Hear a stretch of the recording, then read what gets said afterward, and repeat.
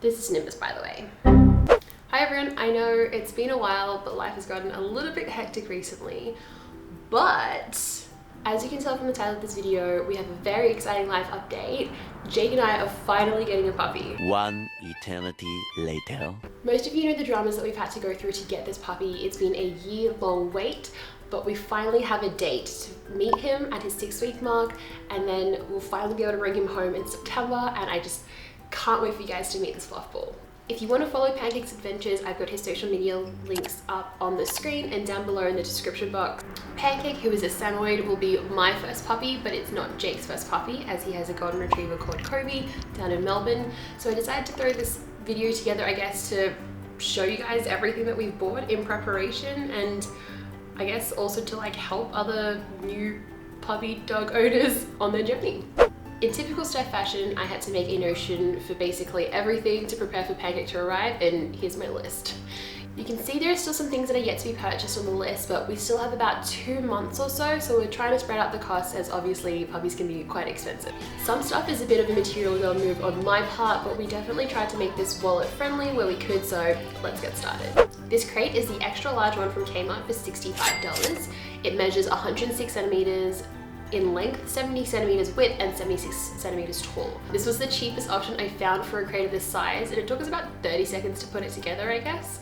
And for context, another website I saw sold the same size for about $125, so it's definitely a bargain. The divider panel and the timber frame are from the same place, called Vivo Pet Supplies. We're getting a divider because we went for the extra large crate, as samoyeds are quite fluffy and big doggos, so he'll be able to grow into it. But until then, we're keeping his space small, so you know he won't pee in the corner of a space that he won't be using within the crate. The crate frame is definitely a material girl choice, but I wanted a way to make the metal crate look less of an eyesore and basically less ugly, I guess.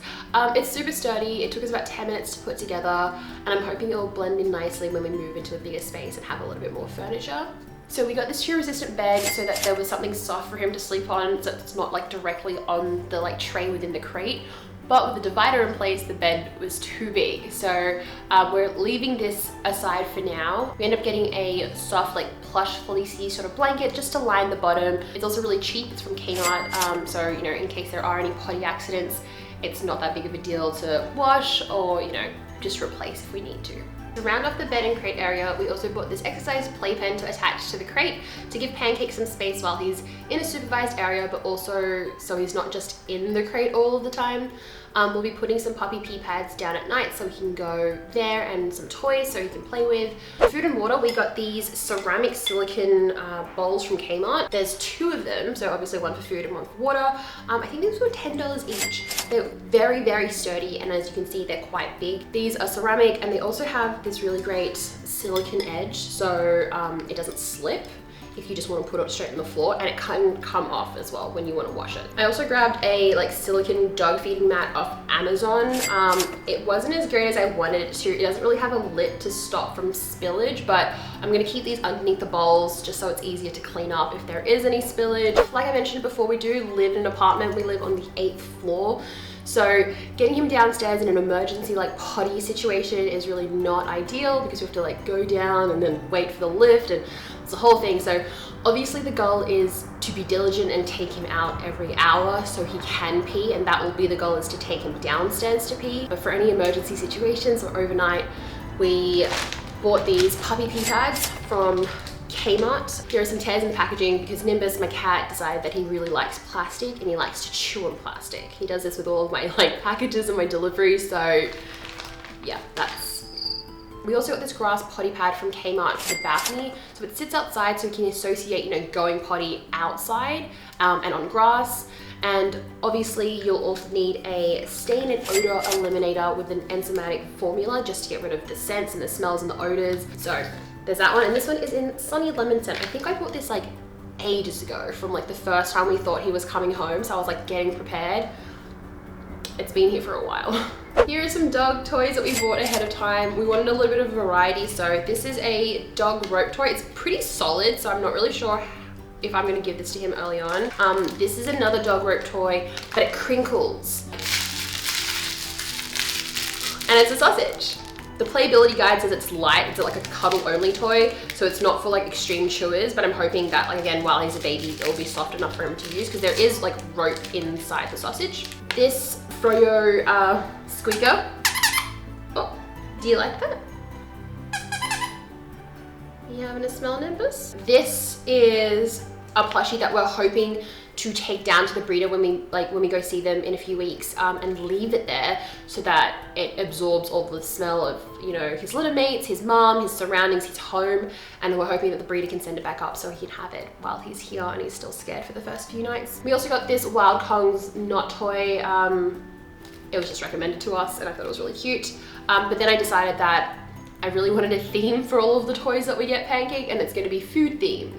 As you can't tell, I do like food. I named the dog Pancake. For walkies and training stuff, I'm planning on getting a 30-foot leash and a 15-foot leash. This is for when we're training him, so he has the illusion of being off leash, but while we still have the security of him actually being on leash and so he doesn't run off.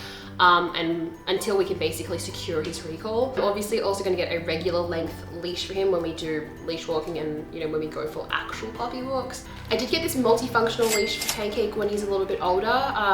It's really long, but really it's quite sturdy. Like it's heavy, so you know it's like good material. You can basically use this for hands-free walking. You can use it like across your body, around your waist.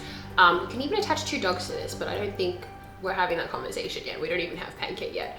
You can use this as like a long leash as well. I think it's like 120 centimeters, but there's not really like a handle for you to hold onto, so just keep that in mind. So the harness that I got for Pancake is something that I've seen on basically all the city doggos out there, about like 70% of city doggos. It's from Dog Friendly Co. It's pretty recognizable. They have really bright colors, so I guess that's sort of why. This is his little harness.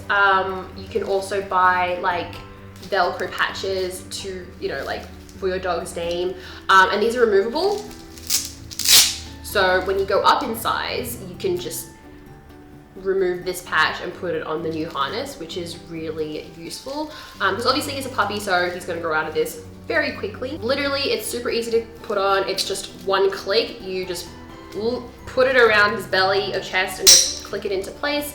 It's also adjustable around this chest area here, so inside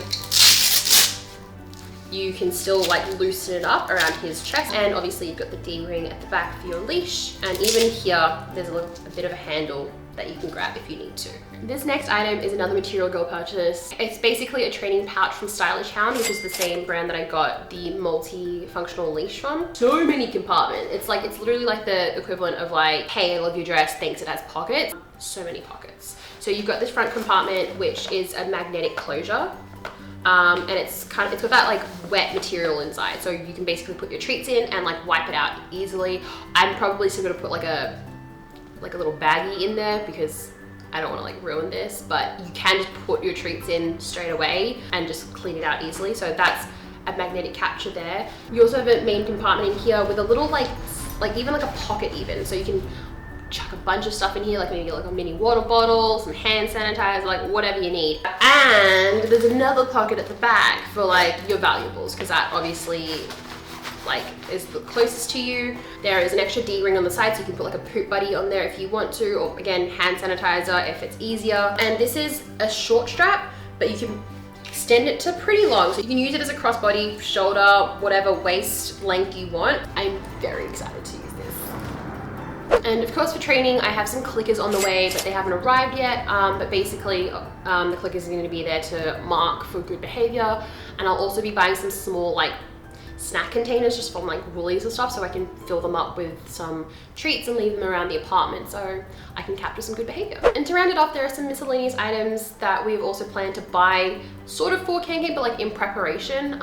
We need to get some Fairleyway for Nimbus, my cat. He's pretty skittish around like new people, new things, new electronics in the house. So Fairleyway basically helps reduce stress and anxiety in cats. It's really good for moving houses, introducing them to a new family member or, you know, a new family pet. To keep his white coat looking fluffy and beautiful, we grabbed some shampoo and conditioner. We have the White Coat Vegan Pet Shampoo, which is whitening, from Amazonia. We also have the Aloe Vera Pet Conditioner Anti-Itch Formula. So both of these were recommended to us from our local pet store. Amazonia is meant to be a really good brand, and like They have extra hydration, natural essential oils, basically nothing like bad for your dog. So this is for his bath time.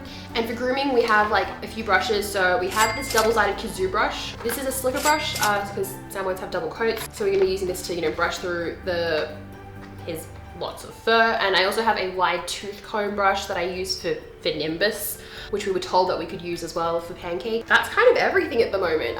Again, like I said, there are a few things on the way. There are a few things that we know that we have to buy for him when he's older. So like a better nail clipper. A cat nail clipper is not gonna work on a fully grown samoyed, so that's gonna be coming soon, but we just wanna get him home. So all in all, that cost about, I think, 1,000 Australian dollars, or maybe even 1,100 if you wanna really round it up and like have a good cover. Again, some of these choices were very material girl, like the bag itself obviously was like, I think like $70. Not necessary. I hope this video was helpful and gave you some sort of idea of like the financial costs that it takes to prepare for a puppy to come home without even like the puppy cost itself. Jake and I are off to Melbourne to see the breeder and basically meet the litter for the first time. There are 4 girls and 4 boy pups. So I'm just super excited, and we get to choose which boy pup is basically going to be like our Pancake. And I literally, like, I think I'm gonna cry. I'm probably gonna cry, but make sure you keep an eye out for that vlog. It's also gonna be on this channel. It'll be up on my TikTok and my Instagrams as well. So I'll leave those links down below. If you enjoyed this video and you're looking forward to seeing a baby samoyed grow up on this channel, don't forget to like this video and subscribe because there's definitely more videos coming.